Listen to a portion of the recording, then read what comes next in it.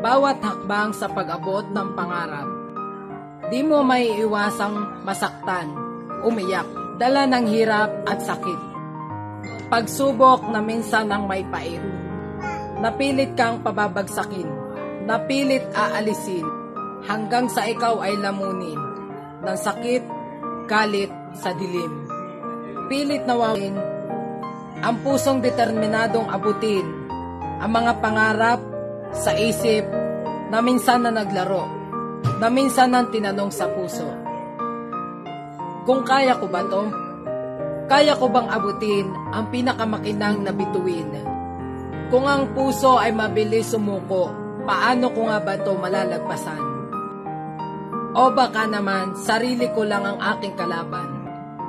Kaya naman, pilit binulag ang mga matang matagal na palang may harang. Hinarap ang malahiganteng kalaban. Sa dibdib, ang takot ay aking nalagpasan. Sagana pala ang aking kakayahan. Di ko pala kakayaning mag-isa.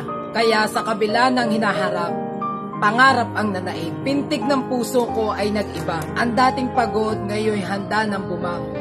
Handa na muling harapin ang bukas. Dahil nasa panig ko ang nasa itaas. Walang dahilan kung bakit kailangan ko wakasan. Walang dahilan para tumigil ako sa paghakbang. Walang dahilan para pangarap ay sukuan. Walang dahilan para pilit mo itong bitawan. Malakas man ang hampas ng pagsubok, naniniwala ako na malalagpasan ko ito.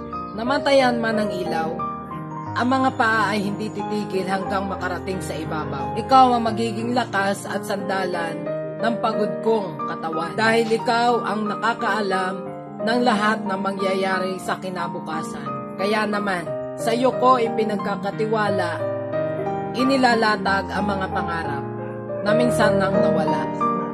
Dahil ang mga pangarap ko ay wala pa sa mga pangarap mo at sa akin. Maraming salamat.